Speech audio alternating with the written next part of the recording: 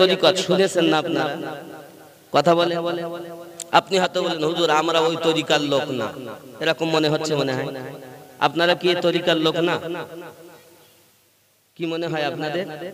আপনারা ওই তরিকার ভুক্ত। হুজুর কিরকম? তাহলে আমি একটুখানি বুঝাবো, একটু পিছনে যেতে হবে। যেমন আপনারা জিকিরের মজলিস কি করেছেন কখনো? জিকিরের মজলিস আপনাদের এখানে হয় গ্রামে, মাঝে মাঝে জালসাতে হয়েছে। দেখবেন জিকিরের মজলিসে গিয়ে বলে, যারা জিকির করতে আসেন দেখবেন বলবে আমার দাদা হুজুর পীর কিবলা রহমাতুল্লাহ আলাইহির কলবের ওসিলায়, অথবা মেজে হুজুর বা ছোট হুজুর বা 4 শহীদ 5 হুজুরদের কলবের ওসিলায় আমার কলবে 4 তরিকার ফায়েজ আসো। আল্লাহ আল্লাহ বলেন, লা ইলাহা ইল্লাল্লাহ, আল্লাহ আল্লাহ আল্লাহ বলেন না? করেছেন তো নাকি? আমি যে কথাটা বলছি এটা কি মিলছে? 4 তরিকতে, তার মানে যারা দাদা হুজুর পীর কিবলা রহমাতুল্লাহ আলাইহিকে ভালোবাসেন, মুরিদ হয়েছেন, মেজে হুজুর বলতেছেন, তাদের শিক্ষাটাই হুজুর এটাই দিয়ে গেছেন যে তোমরাই 4 তরিকত অন্তর্ভুক্ত। জোরে বলে, বোঝা যায় না? আর এই 4 তরিকতের একটি তরিকতের নাম হলো নকশবন্দিয়া মুজাদ্দিদিয়া, নাকি? কথা বলেন না? আমি কি ভুল বলছি না ঠিক বলছি? ঠিক। এই তরিকতে আমি বায়াত হয়ে আছি। আর ওই আমার ওই তরিকতের একজন মুর্শিদে হাক্কানি আল্লাহর ওলি শাহ আলিমউদ্দিন নকশবন্দি রাহমাতুল্লাহ আলাইহি কথাটা লিখছেন। তার মানে আপনি হয়তো ওনার কাছে মুরিদ নন, ওনাকে হয়তো আপনি চেনেন না, তবে আপনি এনার তরিকতের অন্তর্ভুক্ত আছেন। জোরে বলে, ঠিক বলছি না ভুল বলছি? কথা কি ঢুকছে বেরেনে? জি। দেখবেন মলবিতে দ্বিধাদ্বন্দ্ব।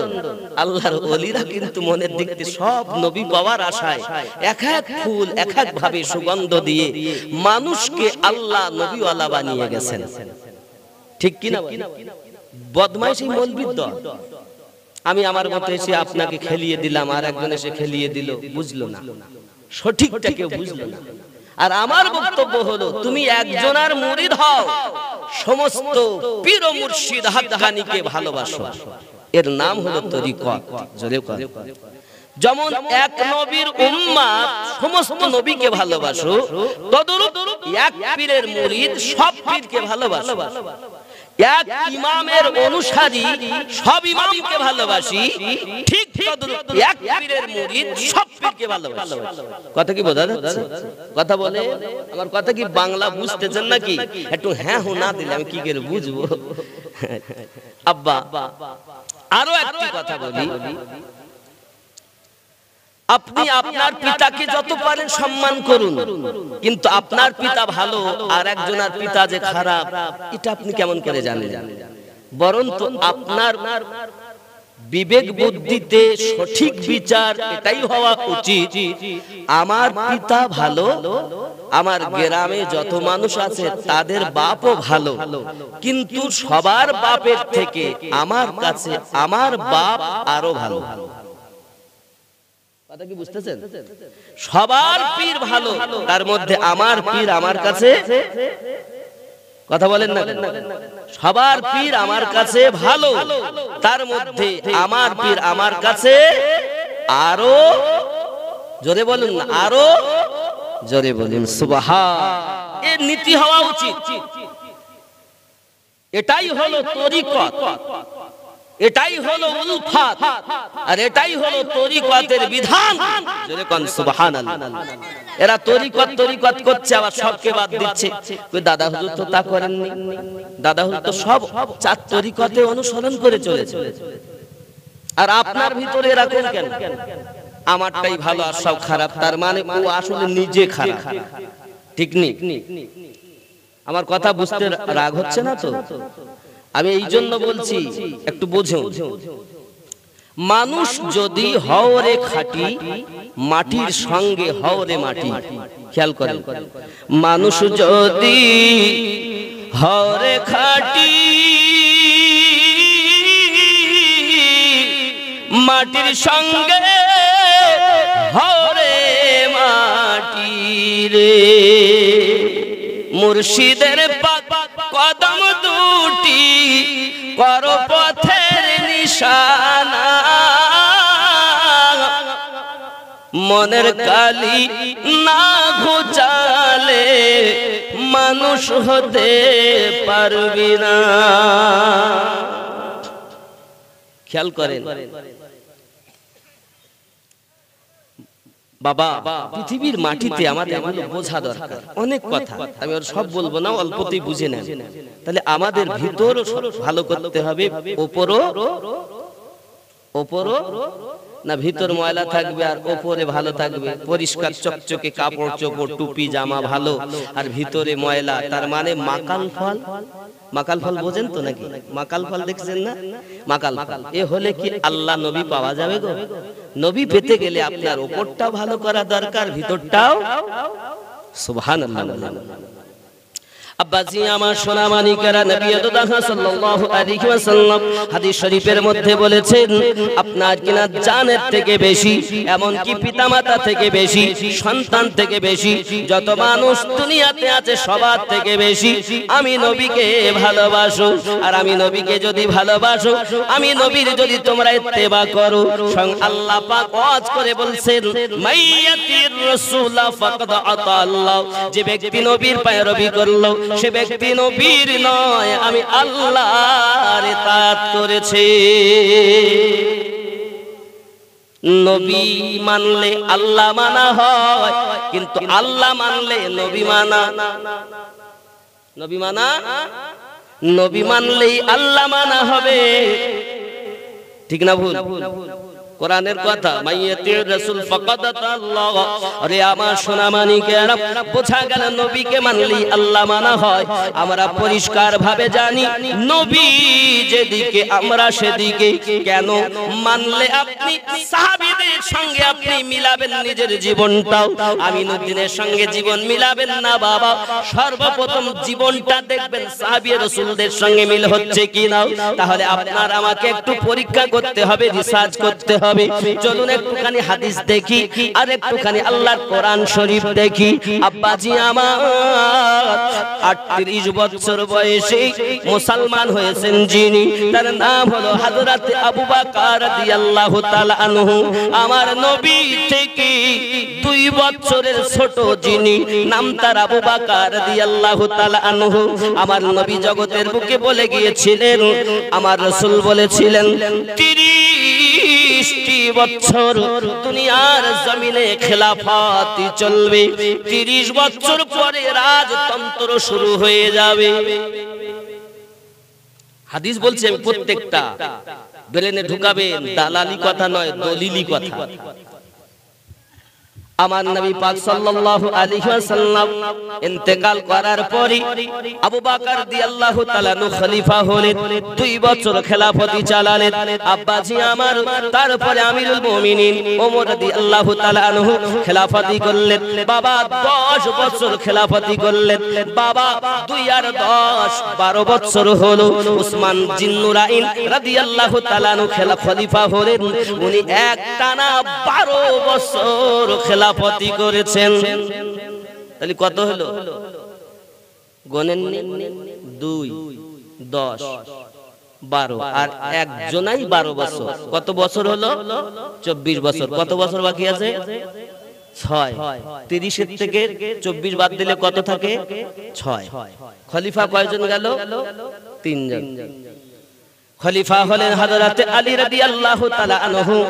আব্বা আমার খেলাফতি করলেন 5.5 বছর। 24 আর 5.5 কত হলো?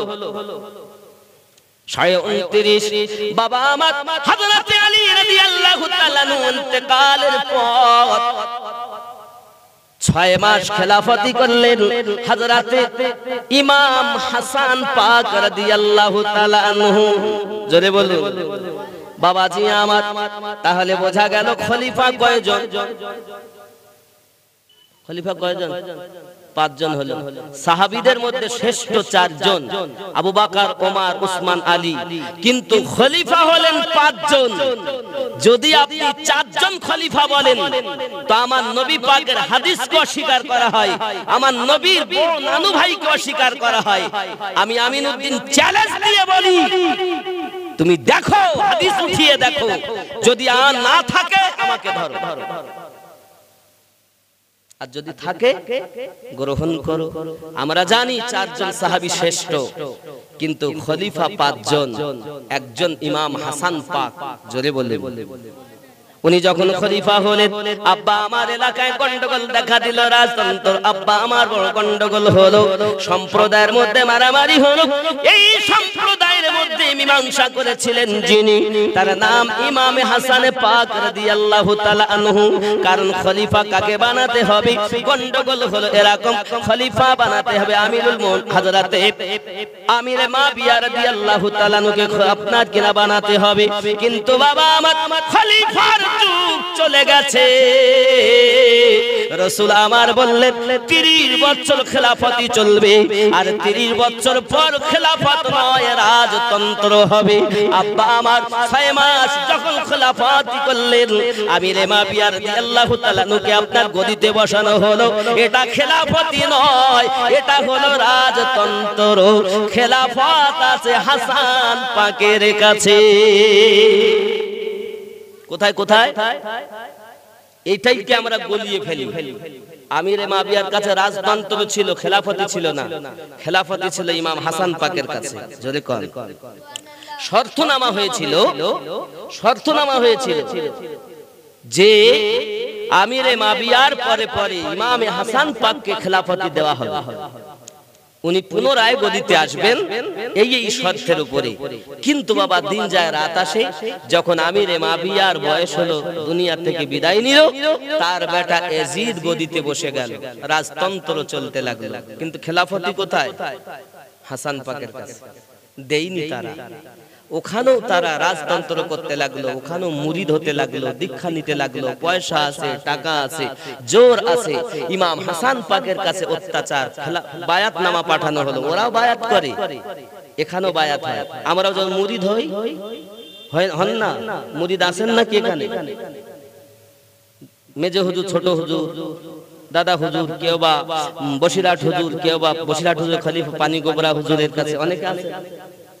অনেকে আজমিরি হুজুর, কেউ বা নকশবন্দিয়া মুজাদ্দিদিয়া তরিকত, কেউ বা চিশতিয়া তরিকত, কেউ বা কাদরিয়া তরিকত, কেউ বা সোহরাওয়ার্দিয়া তরিকত।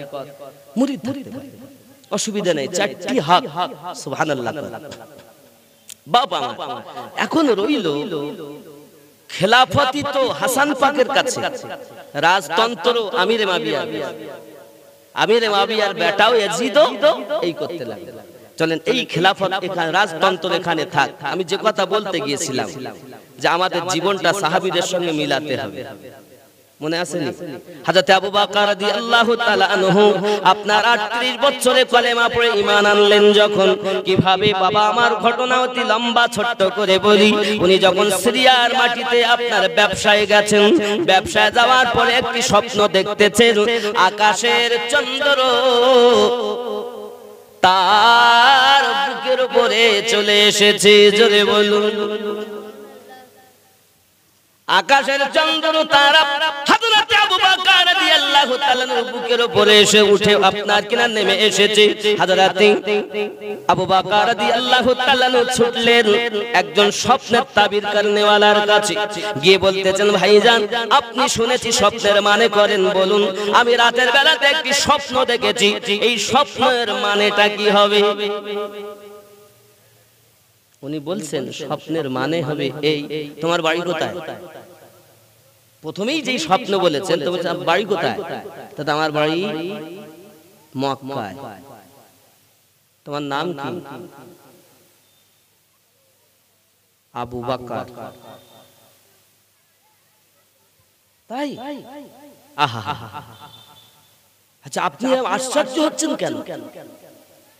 যেমন দেখবেন যদি জানা থাকে কারো কোনো বিষয়, তা আপনি বললে সে কি তুমি এই জিনিসটা করে দাও, ও মানে সব জানে। আবু বকর রাদিয়াল্লাহু তাআলা আনহু বলছেন আপনি এমন আশ্চর্য হচ্ছেন কেন? ও ভাইজান, এ স্বপ্ন দুনিয়ার অন্য কোন মানুষ দেখবে না, এ স্বপ্নটা দেখবে একজন মক্কাতে তার বাড়ি, তার বাপের নাম আবু কুহাফা, ছেলেটার নাম হবে আবু বকর। আর ওই ছেলে স্বপ্ন দেখবে এই তারকার চন্দ্র তার বুকের উপরে চলে এসেছে, কোলে করে দিয়েছে। তার মানে হলো আখেরি পয়গম্বর নবী মুহাম্মদুর রাসূলুল্লাহ সাল্লাল্লাহু আলাইহি ওয়াসাল্লাম জগতের বুকে চলে এসেছেন। তার কাছে গিয়ে সে কলেমা পড়ে মুসলমান হবে, আর ওই নবীজির প্রধান খলিফা হবে সেই আবু বকর। এটাই তাওরাতে লেখা আছে বলে আমি আশ্চর্যান্বিত হয়েছি। সুবহানাল্লাহ, জোরে বলুন না সুবহানাল্লাহ। এমন আবু বকর রাদিয়াল্লাহু তাআলা ছুটলেন, সিরিয়া থেকে ব্যবসা করে আমার নবী পাক আছেন মক্কা নগরে চলে গেছেন। জোরে কোন সুবহানাল্লাহ। আমার রাসূল পাকের কাছে যখন গিয়েছেন, গিয়ে দেখছেন নাক নকশা সমস্ত কিছু তো বলেই দিয়েছে ওই স্বপ্নের মানে কারণেওয়ালা। উনি কলেমা তো পড়ছেন, কিন্তু বলছেন হুজুর আপনি তো নবী হয়ে এসেছেন, তা আমি আবু বকর আপনার কাছে একটা মুজিজা দেখতে চাই। সুবহানাল্লাহ। আমার নবী আপনার নবী বলেন আয় আবু বকর, আবু কুহাফার বেটা আবু বকর শুনে নাও, তুমি আমার কাছে মুজিজা দেখতে চাও। ওগো আবু বকর, সিরিয়ার মাটিতে শুয়ে তুমি যে স্বপ্নটা দেখছো এটাই হলো আমার মুজিজা। আবু বকর রাদিয়াল্লাহু তাআলা কদমে পড়ে গেলেন, দরুদি আমি সিরিয়ার মাটিতে রাতের বেলায় স্বপ্ন দেখেছি, আপনি মক্কা নগর থেকে জানলেন কেমন করে? বলে ওগো আবু বকর, তুমি কি মনে করো আমাকে শুধু একজন মানুষ? আমি হলাম আল্লাহর রাসূল। সুবহানাল্লাহ। আরো জোরে চিৎকার করে কন্যা সুবহানাল্লাহ। নারায়ে আমি নারায়ে রিসালাত দেব, আমার নবীর ধ্বনি উচ্চ হোক, নারায়ে রিসালাত। আরো জোরে নারায়ে রিসালাত, নারায়ে তাকবীর। নবী ছাড়া আল্লাহ পাবে না, নবীকে পেতে হলেই নবী পেলেই আল্লাহ পাবে। কথা কি বুঝতেছেন? আমি এই কথা বলি অনেকের ভালো লাগে না, এই হুজুর এই আলাদা আলাদা বলছে। আপনি আপনার বিবেক দিয়ে ভাববেন, আমার কথাগুলো চিন্তা ভাবনা করবেন। আমি ভুল বলে গেলাম না, কারণ আমরা মৌলবীরা হলাম বড় ব্যবসাদার। আপনাদেরকে যখন পাই, যেমন ফুটবল দেখেছেন না, ফুটবল যার পায়ে যখন যায় সে তখন ইচ্ছা মতো লাথি মারে। তা আমরা বক্তারা লেকচারেরা স্টেজে এসে ইচ্ছা মতো আপনাদেরকে লাথি মারছি। কোন দিক? এদিকে লাথি ওদিকে লাথি, ও আসে ওর মতো, এ আসে এর মতো। আপনারাই পরেশান হয়ে গেছেন যাবো কোন দিকে। ঠিক কিনা বলেন? দোষ আপনাদের নয়, দোষ আমাদের। যে কোন আলেমে দ্বীন এই স্টেজে আসবে, বক্তব্য দিবে, তার বক্তব্যটা উপর থেকে নিচে পর্যন্ত বিবেক দিয়ে ভাববেন, যদি ঠিক থাকে নিশ্চিত তার কথা গ্রহণযোগ্য। আর তার কথা যদি কোনো জায়গায় মিস্টেক হয়, আমার ওই মিস্টেক কথা মানতে রাজি। ঠিক কিনা? কথা কি বুঝতেছেন? আব্বাজি আমার সোনা মানিকেরা, আবু বকর রাদিয়াল্লাহু তাআলা নু আপনার কে কদমে লুটিয়ে পড়লেন, হুজুর আমাকে কলেমা পড়িয়ে মুসলমান বানিয়ে দেন। আমার নবী আপনার নবী পাক সাল্লাল্লাহু আলাইহি সাল্লাম মুসলমান বানালেন। উনি মুসলমান হয়ে গেলেন 38 বছর বয়সে। বাবা, এমন সময়তে একদিনের ঘটনা বলি, যে কথাটি বলেছি আগে দেখতে হবে জীবনটা আমাদের সাহাবীদের সঙ্গে মিল আছে কিনা।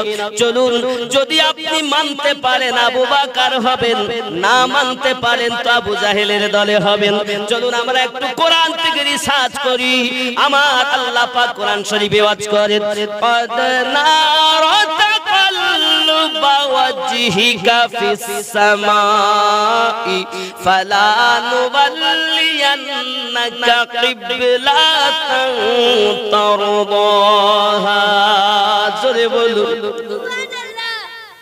কিবলা যখন পরিবর্তন হয়, বাইতুল মুকাদ্দাসের দিকে নবী আমার যখন নামাজ পড়ছেন, ইহুদিরা এসে বলল, হুজুর আপনি যদি নবী হন তো আপনার তো কিবলা আলাদা হওয়া দরকার, আমাদের দিকে কেন, আমাদের কিবলার দিকে কেন?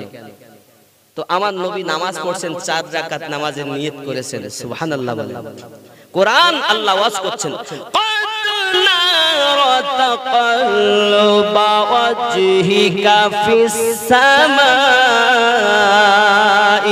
নবী আমার নামাজ পড়তে পড়তে বারবার আকাশের দিকে তাকাচ্ছেন।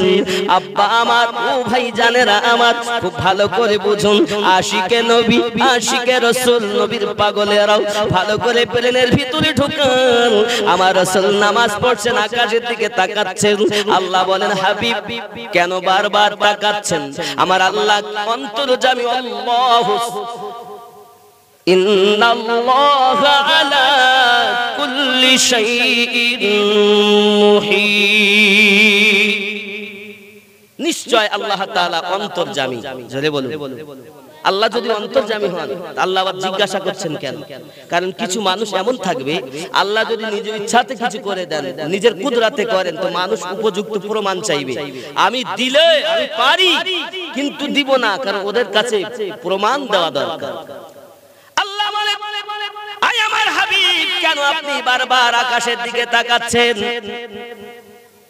ফিস সামাই, সামা মানে আসমান, আকাশের দিকে তাকাচ্ছেন। আমার নবী, আপনার নবী বলেন, আল্লাহ যদি আপনি কিবলা পরিবর্তন করে দিতেন, আমি রাসূলুল্লাহ বড় খুশি হয়ে যেতাম। আমার আল্লাহ পাক রব্বুল ইজ্জত বলেন, আয় আমার হাবিব, আমি কাউকে বানিয়েছি কালিমুল্লাহ, কাউকে বানিয়েছি সফিউল্লাহ, কাউকে বানিয়েছি নাজিউল্লাহ, কাউকে বানিয়েছি রুহুল্লাহ, আর আপনাকে বানিয়েছি হাবিবুল্লাহ। মানে আপনি যাতে রাজি, আমি আল্লাহ তাতে রাজি। জোরে বলো কুরআন।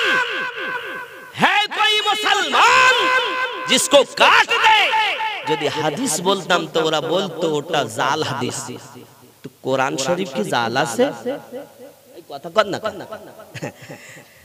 কোরআন শরীফ কি জাল আছে? তো যাদের আকীদাটাই খারাপ, গোড়া থেকেই যারা বুঝিনি, বা আলেম সমাজ আমরা আপনাদের বুঝাইনি, এই দোষটা আমাদের, আপনাদের নয়। আপনারা সাধারণ ভোলে ভালা মানুষ, জানেন আমরা নামাজ কালাম পড়বো, ইনকাম করব, একটু দরকার হলে আল্লাহর ওলিদের দরবারে যাব, জিয়ারত করব, মুরিদ হব, একটু ওজিফা করব, বাস আল্লাহ আল্লাহ রাসূল পেয়ে যাব। এটাই তো আপনারা তো সব জানেন না। আমরা বক্তারা শেষ করে দিলাম সমাজটাকে, ঠিক না ভুল? কথা বলেন। আব্বাসি আমার সোনা মানিকেরা, আমার আল্লাহ পাক রব্বুল ইজ্জত বলেন, হাবিব আয় দরুদি, আমার আল্লাহ কেমন দরুদি দেখেন, আমার আপনার নবীকে কেমন ভালোবাসেন দেখুন। হে সোনা মানিকেরা আমার আল্লাহ পাক জানালেন, হাবিবুল্লাহ চেহারা ফিরানো আপনার কাজ, আর কিবলা পরিবর্তন করা আমার কাজ। ফালানুওয়াল্লিয়ান্নাকা কিবলাতান তারদাহা, আপনি যে অবস্থাতে আছেন ওই অবস্থায় মুখ ফিরিয়ে নেওয়া কাজ আপনার, কিবলা পরিবর্তন করে দেওয়া কাজ হলো আমার। আপনি যাতে রাজি, আমি আল্লাহ তাতে রাজি। ঠিক নেই? কিবলা পরিবর্তন হয়ে গেল, তাই 2 রাকাত নামাজ হলো এক কিবলার দিকে, আর 2 রাকাত নামাজ হলো আর এক কিবলার দিকে। কথা বুঝতেছেন না? সার কথা, নামাজ সমাপ্তের পর আমার আপনার নবী জিজ্ঞাসা করছেন, আচ্ছা আপনারা নামাজের নিয়ত করে দাঁড়ালেন একদিকে, তো নামাজ পড়তে পড়তে মুখ ফিরাইছেন কেন? সুবহানাল্লাহ বলেন, আরো জোরে সুবহানাল্লাহ বলুন। এখন সাহাবী রাসূলেরা চিন্তা করছেন কি বলবো, কারণ যিনি প্রশ্ন করছেন তিনি তো আল্লাহর রাসূল, তিনি তো শরীয়তের মালিক নিজে, তিনি জিজ্ঞাসা করছেন, তার কথাটাই শরীয়ত। এখন আমরা যদি কোনো ভুল বলে ফেলি, কি সব তো চুপচাপ। হযরত আবু বকর রাদিয়াল্লাহু তাআলা আনহু উঠে দাঁড়িয়েছেন, ইয়া রাসূলুল্লাহ, সুবহানাল্লাহ। কি বললেন? ও আকা ইয়া রাসূলুল্লাহ ইয়া হাবিবাল্লাহ, আমার আব্বা আম্মা আপনার কদমে কুরবান। আমাদের মতো তারা কথা বলতেন না, সদা সর্বদা বলতেন ফিদাকা বিউম্মিহি, আমাদের পিতামাতা আপনার কদমে কুরবান, আমার পিতামাতা আপনার কদমে কুরবানি হোক নবী। আমরা কি জানি কাবা এই দিকে না ওই দিকে, আমরা জানি কাবা দেখি না, রাসূলকে আল্লাহ সৃষ্টি না করলে কাবা তৈরি হতো না। তাই আমি আবু বকরের ভালোবাসা বলে এটাই, নামাজ পড়তে পড়তে আপনি যেমন চেহারা মোবারকা ফিরিয়ে নিয়েছেন, অন্যদিক ফিরে দাঁড়িয়েছেন, আমরাও নামাজ পড়তে পড়তে মুখমণ্ডল ফিরিয়ে নিয়েছি। আমার আকীদা নবী যেদিকে আমরাও সেই দিকে। মানলে আবু বকর, না মানলে আবু জাহেল। কোরআন বলছে সাহাবীদের আদব, সাহাবীদের মুহাব্বত, রাসূল পাক সাল্লাল্লাহু আলাইহি ওয়াসাল্লাম যেদিকে আমরাও সেদিকে। এই জন্য তো রাসূল আমার বলেছেন ক্বালা মা আনা আলাইহি ওয়া আসহাবিহি, আমি আর আমার সাহাবায়ে কেরাম যে দলে, ওই দলটাই জান্নাতি। আরো জোরে এ কথা বলেনি আমিনুদ্দিনের দল জান্নাতি, এ কথা বলেনি মৌলভী সাহেবের দল জান্নাতি, মুফতি সাহেবের দল জান্নাতি, এই কথাই বলেছেন ক্বালা মা আনা আলাইহি ওয়া আসহাবিহি, আমি আর আমার সাহাবায়ে কেরাম যে দলে, ওই দলটাই জান্নাতি।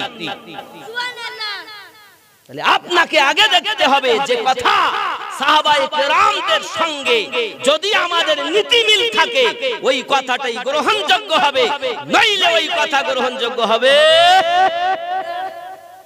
আল্লাহর নবী ছাড়া খোদা পাবি না রে দিওয়ানা,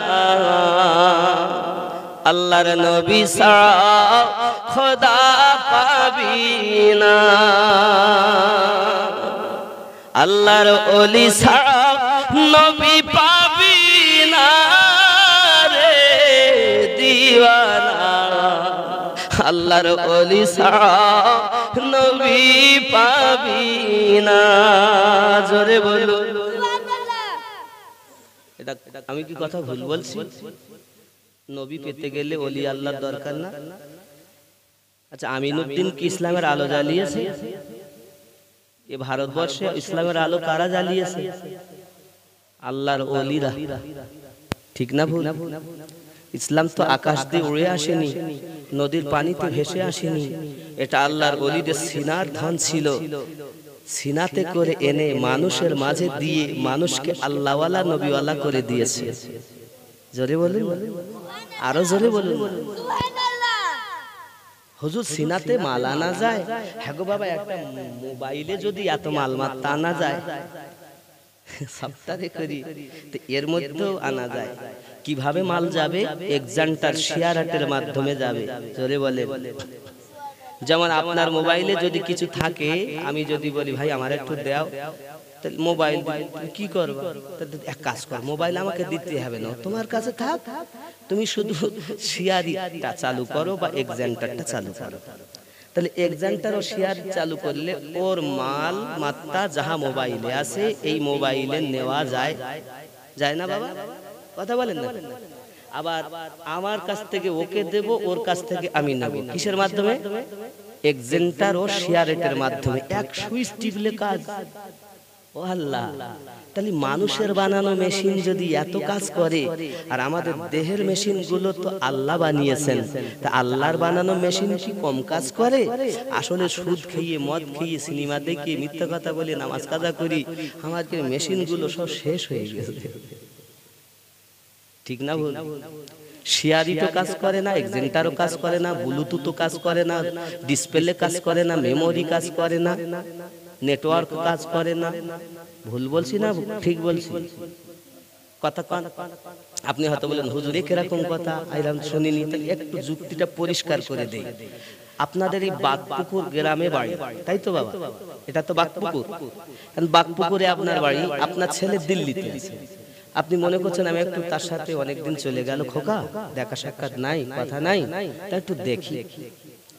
যুক্তি এখন আপনি মন চেয়েছে বলে এখান থেকে আপনি তাকে ভিডিও কল করছেন, ছেলে দেখব কেমন আছে।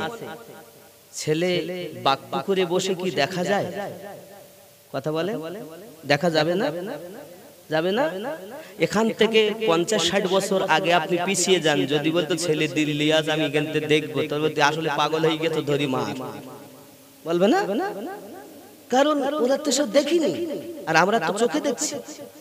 পিছিয়ে যান, দেখবেন তাদের কাছে যদি এই কথা বলা হয় ছেলে দিল্লি ছিল, বাড়ি বসে দেখেছে।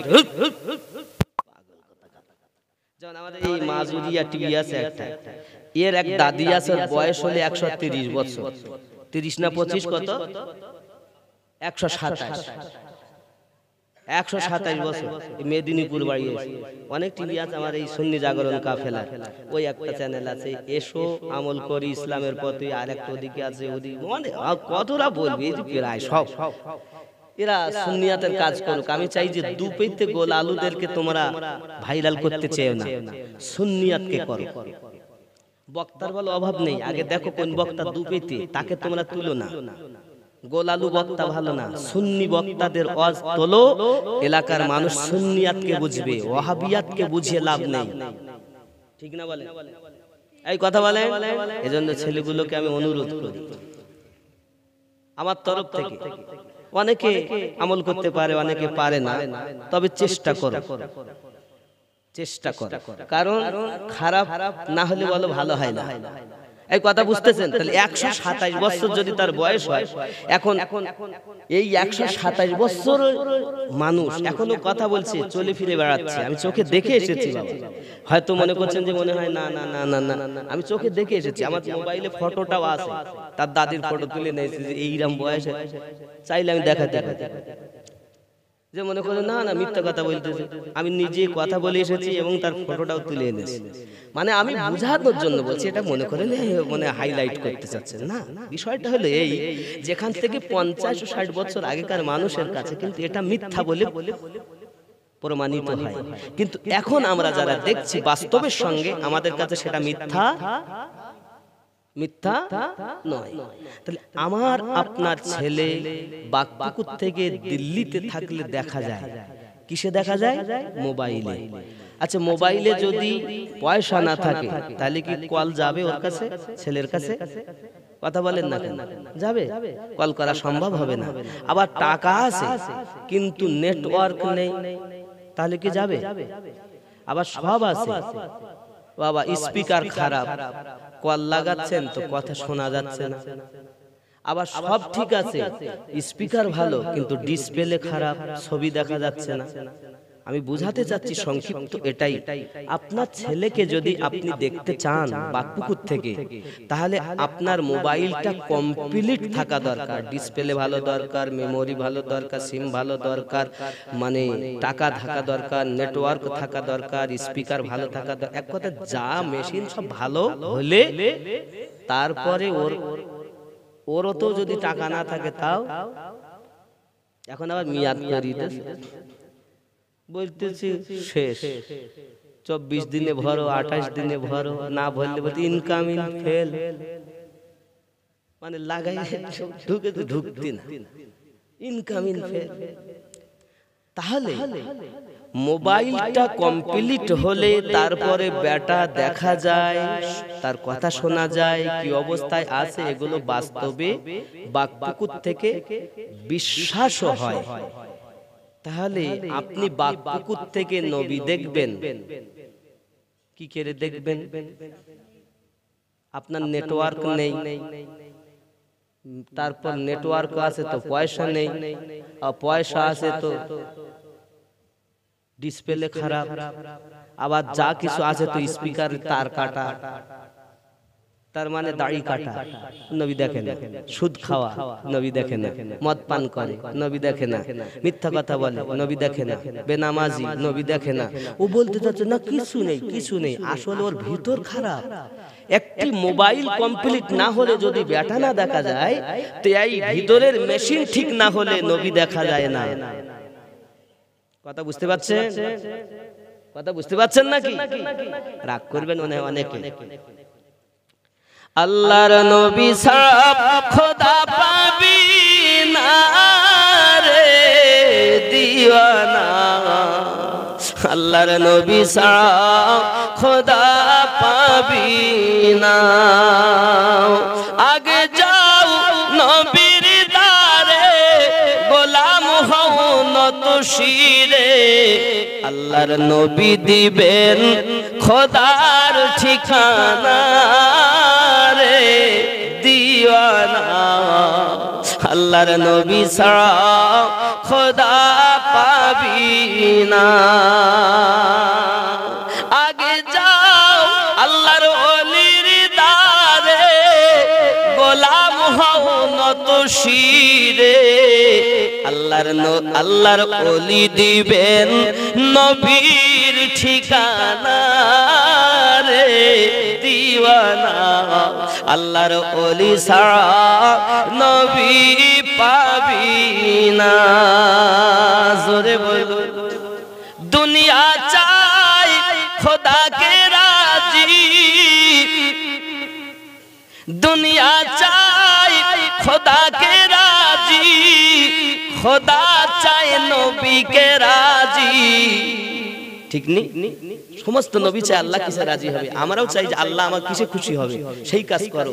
আর আল্লাহ কি চায় গজলেই বলে দিচ্ছি, দুনিয়া চাই খোদাকে রাজি, খোদা চাই নবীকে রাজি, এ ভেদে তত্ত্ব বোঝা যাবে না রে দিওয়ানা, আল্লাহর ওলি ছাড়া নবী পাবি না, আল্লাহর নবী ছাড়া খোদা পাবি না রে দিওয়ানা, আল্লাহর নবী ছাড়া খোদা পাবি না। জোরে বলুন। জিবরাইল বলেন নবীর দারে দেখলাম কত পয়গম্বরে, সুবহানাল্লাহ। যত নবী আল্লাহ পাঠিয়েছেন নবীদের কাছে ওহী এনেছেন কে? জিবরাইল আলাইহিস সালাম। তো জিবরাইল বলছেন, কি বলছে দেখেন, আজ আমাদের মধ্যে কিছু মৌলবীরা বলছে নবী মাটির তৈরি, নবী সিসপ্যাক, নবী মরে শেষ হয়ে গেছে, নাউজুবিল্লাহ বলেন। আর জিবরাইল আমিন কি বলছে দেখেন, জিবরাইল বলেন নবীর দারে দেখলাম কত পয়গম্বরে, আপনার মতো একজন পেলাম না রে দিওয়ানা, আল্লাহর নবী ছাড়া খোদা পাবি না। আল্লাহুম্মা সাল্লি আলা মাওলানা মুহাম্মদ আলা আলে সাইয়্যিদিনা। আব্বাজি আমার সোনা মানিক খুব প্রেমের ভিতরে ঢুকিয়ে নিন বাবা। যে কথা বলছিলাম আমার নবীর মুহাব্বত সিদ্দিক আকবরের মধ্যে সাহাবায়ে কেরাম রিদওয়ানুল্লাহি তাআলা আলাইহিম আজমাইনদের মধ্যে মুহাব্বত উলফাত রয়েছে, জীবন দিতে রাজি, তাদের মুহাব্বতে ত্রুটি হয় না, এটাই ছিল তাদের ভালোবাসা।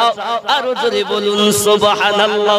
আব্বাজি আমার সোনা মানিকেরাও একদা দেখা গেল হযরত বেলাল রাদিয়াল্লাহু তাআলা আনহু আপনার কিনা করেছেন কি এলান করে দিয়েছেন, এলান করে দিয়েছেন। এলান কি? ওগো নবীর আশিকাত, জিহাদে যেতে হবে চলেন। সঙ্গে সঙ্গে একজন সাহাবী নাম ছিল তার হযরতে হানজালা রাদিয়াল্লাহু তাআলা আনহু, তিনি তার বিবির কাছে থাকার কারণ বশত তার প্রতি গোসল ফরজ হয়ে গেল বাবা। গোসলটা যখন ফরজ হয়ে গেল, শরীয়ত বলে গোসল ফরজ, আর মোহাব্বত বলে জিহাদ করা ফরজ। আমি হানজালা যদি গোসল করতে যাই আর কোন দুশমন যদি আমার দরদি নবীকে আঘাত করে, আমি হানজালার জীবনটাই তো বেকার হয়ে যাবে। আমি যার কলেমা পড়ি গো, ওই রাসূলের প্রতি যদি আঘাত হয় আমি হানজালা সহ্য করতে পারবো না। শরীয়ত বলে গোসল ফরজ, মুহাব্বত বলে জিহাদ ফরজ। হযরত হানজালা রাদিয়াল্লাহু তাআলা আনহু এই আওয়াজটা পেয়ে টুক করে ছুটে বাবা জিহাদের ময়দানে যুদ্ধ করতে লেগেছেন। জোরে বলুন সুবহানাল্লাহ। সাহাবীদের ভালোবাসা কেমন আর আমাদের ভালোবাসা কেমন, সাহাবীদের মুহাব্বত কেমন আর আমাদের মুহাব্বত কেমন, একটু বিচার করেন না বাবা। ওরে আমার সোনা মানিকেরা, চলুন না এগিয়ে যাই। এখন জিহাদের মাঠে সব যখন জিহাদ শেষ, শহীদ হয়ে গেলেন অনেকেই। শহীদ হওয়ার পরে আমার দরদি নবী, আপনার দরদি নবী বলছেন খোঁজ করে শহীদানদের দেহ মোবারকাগুলোকে এক জায়গায় জমা করো, কারণ বিনা গোসলে দাফন করতে হবে। সুবহানাল্লাহ বলে। গোসল করতে যখন বাবা আমার সকলকে বিনা গোসলেই আপনার দাফন করা হবে, খুঁজে খুঁজে খুঁজে খুঁজে সব দেহ মোবারকা পাওয়া যায়, একজনের দেহ মোবারকা পাওয়া যায় না। এমনি সমাতে আপনার কিনা আমার নবী পাক সাল্লাল্লাহু আলাইহি সাল্লাম বলছেন, সাহাবায়ে রাসূল ইয়া রাসূলুল্লাহ সাল্লাল্লাহু আলাইহি ওয়াসাল্লাম আদেশ করুন ফিদাকা বিউম্মিহি, আমাদের পিতামাতা কদমে কুরবান হয়ে যাক, যেমন আদেশ হবে পালন করতে রাজি। আমার আপনার নবী বলেন আদেশ নয়, আমি নবী আমার হানজালার দেহ কেন দেখছি না। সঙ্গে সঙ্গে আমার আল্লাহ জানান হাবিব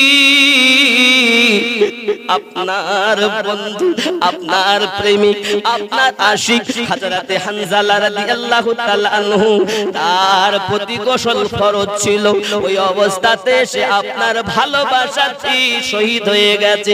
আমি আল্লাহর বড় পছন্দ হয় যে আপনার এত ভালোবাসায় নিজের জীবন শহীদ করে দেয়। ওগো হাবিব, আমি যেমন তোমাকে হাবিবুল্লাহ বানিয়েছি, হানজালা আজ আপনার প্রতি মুহাব্বত দেখিয়েছে, যার কারণ বশত আমি আল্লাহ অর্ডার করেছি হানজালা তো গোসল করিনি, আর বিনা গোসলে শহীদকে দাফন করতে হবে। আমি আল্লাহ সেটা পছন্দ করি না, তাই আমি আমার ফেরেশতাদের অর্ডার করছি, ফেরেশতারা যাও হানজালাকে নিয়ে আয়। আমি আল্লাহ পাক আল্লাহ তাআলা আমার ফেরেশতাদের মাধ্যম দিয়ে হানজালার গোসল দেওয়ানো হয়। নারে তাকবীর, নারে রিসালাত। আওয়াজ কম কেন? নারে তাকবীর, একটু জোরে নারে তাকবীর।